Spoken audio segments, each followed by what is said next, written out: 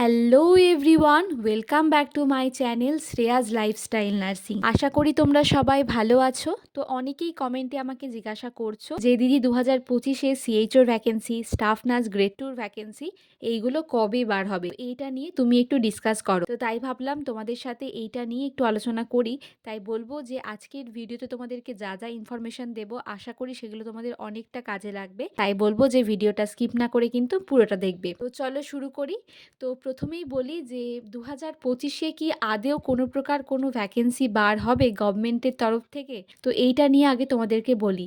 তো দেখো, 2020-23-এর ব্যাচ হচ্ছে আমরা, তো তার আগেও অলরেডি একটা ব্যাচ পাস আউট হয়ে বসে রয়েছে। তো আমাদের মনের অবস্থা তার থেকে তাদের সিচুয়েশন কিন্তু আরও অনেকটাই খারাপ, কারণ তাদেরকে আমাদের থেকে আরও একটা বেশি বছর কিন্তু বসে থাকতে হয়েছে। তো এই সিচুয়েশনে দাঁড়িয়ে যেখানে একটা প্রফেশনাল কোর্স করে এসে বছরের পর বছর গিয়ে আমাদেরকে প্রাইভেটে জব করতে হচ্ছে, আর প্রাইভেটে জব করা আর গভর্নমেন্টে জব করা তোমাদেরকে আমি কি বলবো বলো, অনেক অনেক অনেক তফাৎ। তো সেই সিচুয়েশনে দাঁড়িয়ে আমরা কিন্তু কোনোদিনই ভাবিনি যে প্রফেশনাল এরকম একটা কোর্স, তারপরে আবার গভর্নমেন্ট ইনস্টিটিউশন থেকে পাস আউট হয়ে আসার পরে বছরের পর বছর গিয়ে প্রাইভেট নার্সিং হোমে কিন্তু কাজ করতে হবে। কারণ আমরা যখন কোর্সে ঢুকি এই আশাতেই তো ঢুকি যে এই ট্রেনিংটা করছি, এতটা পড়াশোনা করছি, শুধুমাত্র পড়াশোনা বললে ভুল হবে, প্রচুর প্রচুর কষ্ট করতে হয় নার্সিংয়ে গিয়ে। যারা নার্সিং করছে তারাই বুঝতে পারে, বাকিরা বুঝবে না যে নার্সিংয়ে কতটা কষ্ট করতে হয়। তো এতটা কষ্ট করে আসার পরে যখন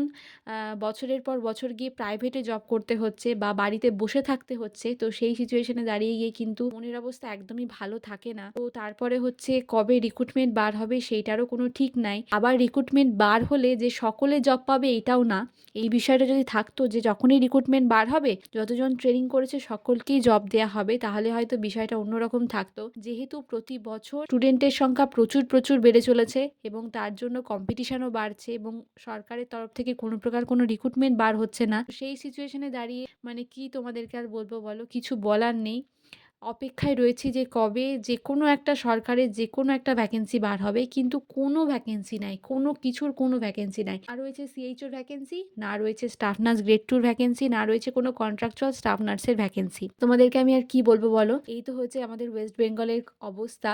এবং যখনই তুমি মানে ভাববে যে কোনো প্রকার কোনো ভ্যাকেন্সি এখন বার হবে কিনা বা কাউকে জিজ্ঞাসা করবে, তখনই তোমাদেরকে ওই একটা কথাই শুনতে পাওয়া যাবে যে ওবিসির যে কেসটা চলছে সেটার জন্য নাকি কোনো প্রকার কোনো ভ্যাকেন্সি নাকি বার হচ্ছে না। তো এই ওবিসির কেসটা তো সেই কতদিন ধরে চলছে এবং এটার জন্য যদি এত কিছু আটকে থাকে এবং এইভাবে বছরের পর বছর যদি রিক্রুটমেন্ট বন্ধ থাকে, তাহলে যখন রিক্রুটমেন্ট ছাড়বে, যদি প্রায় একটা বছর পরেও ছাড়ে আবার, তাহলে ভাবতেই পারছো যে তখন কি সিচুয়েশন কিন্তু তৈরি হবে। তো সেইটা মানে ভেবেই আমার ভয় লাগছে। সত্যি এখন মনে হয় যে এতটা কষ্ট করে পড়াশোনা করে শেষ পর্যন্ত কি হলো যদি প্রাইভেটে কিন্তু জব করতে হয়, বা অনেকে তো সেই প্রাইভেটের জবটাও কিন্তু পাচ্ছে না, বছরের পর বছর গিয়ে বাড়িতে বসে থাকতে হচ্ছে। তো এই কোর্স করে আসার পরে বাড়িতে বসে থাকলে যে কতটা কষ্ট হয়, কতটা মানে ডিপ্রেশনে চলে যাওয়ার মতো একটা বিষয় হয় যে সকলে জব করছে আর আমি একটাও জব পেলাম না, আমাকে কোথা থেকে ডাকলো না। আমি জানি যে এই সিচুয়েশনগুলোর মধ্যে দিয়ে গেলে কি কি ফেস করতে হয়। কি করবে বলো, কিছু করার নেই। আমাদের ওয়েস্ট বেঙ্গলে এই সমস্ত কিছু দেখেই চলতে হবে, এই সমস্ত কিছুই ফেস করতে হবে। আর পরবর্তীকালে যদি সিচুয়েশন এরকমই থেকে যায়, যে ব্যাচগুলো ট্রেনিং করছে তাদেরকে হয়তো আরো বড় কিছু ফেস করতে হতে পারে। কেননা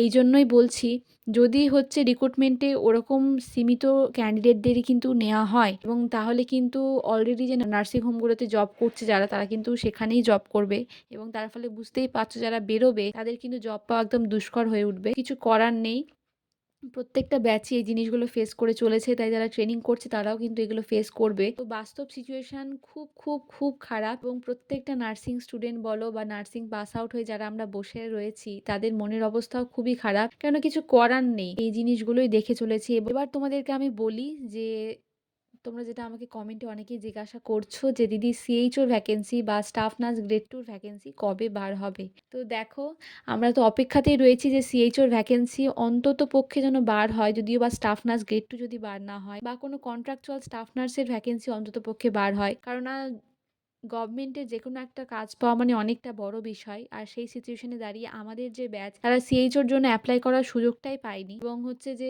এই সময় যদি সিএইচওর ভ্যাকেন্সি না বেরোয় তাহলে অলরেডি যে ব্যাচটা পাস আউট হলো রিসেন্ট তারাও কিন্তু রেজিস্ট্রেশন পেয়ে যাবে এবং তারা যখন রেজিস্ট্রেশন পেয়ে যাবে কোনোবার কিন্তু এরকম হয় না। মেনলি হচ্ছে একটা ব্যাচই হচ্ছে সিএইচওর জন্য অ্যাপ্লাই করার সুযোগ পায় এবং তার জন্য মোটামুটি সেই ব্যাচের অনেকেই চান্স পেয়ে যায় এবং যদি এরকম হয় যে আমাদের ব্যাচ এবং যে ব্যাচটা রিসেন্ট বেরোলো তারাও যদি রেজিস্ট্রেশন পেয়ে যায় তারাও কিন্তু সিএইচওর জন্য অ্যাপ্লাই করতে পারবে। তো অলরেডি দুটো ব্যাচ যদি সিএইচওর জন্য এলিজিবল হয় সিএইচওর সিট সংখ্যাও কিন্তু সীমিতই থাকে। তো সেখানে বুঝতে পারছো কম্পিটিশন কতটা হার্ড হবে। দেখা যাক সিএইচওর ভ্যাকেন্সি কবে বার হবে। তো আশা করা যাচ্ছে যে মার্চ এপ্রিল এরকম দিকে সিএইচওর ভ্যাকেন্সি অন্ততপক্ষে যেন একটা বার হয়। স্টাফ নার্স গ্রেড 2 ভ্যাকেন্সি নিয়ে তোমাদেরকে আমি কিছু বলতে পারবো না। কেননা স্টাফ নার্স গ্রেড 2 ভ্যাকেন্সি কবে বার হবে কিচ্ছু জানা যাচ্ছে না। কোনো প্রকার কোনো ইনফরমেশন নাই এই সম্পর্কে। তো আশা করা যাচ্ছে যে যেহেতু 2026-এ মানে এটা শোনা কথা তোমাদেরকে বলছি। তোমরাও হয়তো এই জিনিসটা শুনেছো যে 2026-এ রয়েছে ভোট। তো সেই ভোটের আগে যদি কোনো প্রকার কোনো রিক্রুটমেন্ট হয় তাহলে হতে পারে। তাছাড়া তার আগে কোনো প্রকার কোনো রিক্রুটমেন্ট হবে না। তার আগে যদি কোনো প্রকার কোনো রিক্রুটমেন্ট না হয় এবং যদি গিয়ে 2026-এই রিক্রুটমেন্ট হয় তাহলে বুঝতে পারছো যে সিচুয়েশন কি পরিমাণ হবে আর কি ফেস করতে হবে আমাদের। সেটা ভেবেই ভয় লাগছে। তো কিছু করার নেই, যেটাই হবে সেটাকেই মেনে নিতে হবে। যারা ট্রেনিং করছো আমি বারবারই বলছি তোমাদেরকে ট্রেনিংটা ভালোভাবে কমপ্লিট করো। যারা পাস আউট হয়ে বসে আছো কিচ্ছু করার নেই, এই জিনিসগুলোকে দেখেই চলতে হবে। চেষ্টা করো কোনো নার্সিং হোমে যদি জব পাও তো সেটা করার। কারণ বাড়িতে তুমি কদিন বসে থাকবে বলো? 1 সপ্তাহ, 2 সপ্তাহ, 1 মাস, 2 মাস ভালো লাগবে। তারপরে কিন্তু আর ভালো লাগবে না। কারণ এই কোর্সটা হচ্ছে এমনই একটা কোর্স, এই কাজ শিখে বাড়িতে বসে থাকলে কিন্তু কি মনের উপর দিয়ে যায় আমি সবথেকে ভালো জানি। কারণ আমি অনেকদিন বসেছিলাম, আমিও অনেকদিন কাজ পাইনি। তারপরে গিয়ে কাজটা পেয়েছি। তো সেই জন্যই তোমাদেরকে বলছি, আমি জানি যে কি চলে মনের মধ্যে দিয়ে। তো সেই জন্যই তোমাদেরকে বলছি যারা অলরেডি পাস আউট হয়ে গিয়েছো, কাজ পাচ্ছ না, বসে রয়েছো, চেষ্টা করো কাজ খোঁজার। আর না পেলে কিছু করার নেই, বাড়িতেই থাকতে হবে। আশা করি যে কথাগুলো তোমাদেরকে বললাম, যেহেতু আমি এগুলো ফেস করে চলেছি বলি তোমাদের সাথে এগুলো আমি শেয়ার করতে পারি। তো আশা করি তোমাদের সাথে আমি যে ইনফরমেশনগুলো শেয়ার করলাম, আমি যে কথাগুলো শেয়ার করলাম সেগুলো একটু হলেও তোমাদের কাজে লাগবে। তো বারবারই বলছি আর আগেও বলেছি যারা ট্রেনিং করছো ভালোভাবে মন দিয়ে ট্রেনিংটা করো। আর যারা পরবর্তীকালে ট্রেনিংয়ে যাবে তারাও কিন্তু এইটা ভেবেই যাবে যে ট্রেনিংয়ে গিয়ে কিন্তু ফাঁকি মারলে একদমই চলবে না। ভালো করে কিন্তু ট্রেনিংটা কিন্তু কমপ্লিট কিন্তু করতে হবে। তো এই তো সিচুয়েশান, আর এই সিচুয়েশান নিয়েই চলতে হবে। আর কোনো কিছুর কোনো নোটিশ বেরোলে তোমরা তো আমার চ্যানেল থেকে জানতেই পারবে। আমি যত তাড়াতাড়ি পারবো সেটা তোমাদের সাথে শেয়ার করব কোনো নোটিশ বেরোলে। নেক্সট কোন টপিকের ওপর ভিডিও চাও সেটা তোমরা আমাকে কমেন্ট সেকশানে কমেন্ট করে জানিও। আর কোনো ডাউট থাকলে আমাকে অবশ্যই তোমরা জিজ্ঞেস করতে পারো, আমি চেষ্টা করব তোমাদের কমেন্টের রিপ্লাই দেওয়ার। আরও একটা কথা তোমাদেরকে বলি, আমি যখন রিসেন্ট পাস আউট হই মানে হচ্ছে 2024-এর প্রথম দিকে, তখন আমি কি জিনিস ফেস করেছিলাম তোমরা যদি জানতে চাও তাহলে আমি সেটাও তোমাদের সাথে শেয়ার করব। যদি তোমরা চাও তাহলে আমাকে কমেন্ট সেকশনে জানিও যে সেই ভিডিওটা তোমরা চাও কি না, তাহলে সেটা কিন্তু তোমাদের সাথে আমি অবশ্যই শেয়ার করব পরের কোনো ভিডিওতে। আশা করি ভিডিওটা তোমাদের অনেকটা হেল্পফুল হবে। তো যদি ভিডিওটা ভালো লেগে থাকে, তোমার বন্ধু বান্ধবী যারা ট্রেনিং করছে বা যারা পরবর্তীকালে করবে বা যারা অলরেডি পাস আউট হয়ে গিয়েছে তাদের মধ্যে শেয়ার করে দিও। আর যারা সাবস্ক্রাইব করোনি অবশ্যই সাবস্ক্রাইব করে আমার চ্যানেলের পাশে থেকো। সবাই সাবধানে থেকো, ভালো থেকো, সুস্থ থেকো। খুব শীঘ্রই দেখা হবে তোমাদের সাথে পরের কোনো ভিডিওতে। টাটা।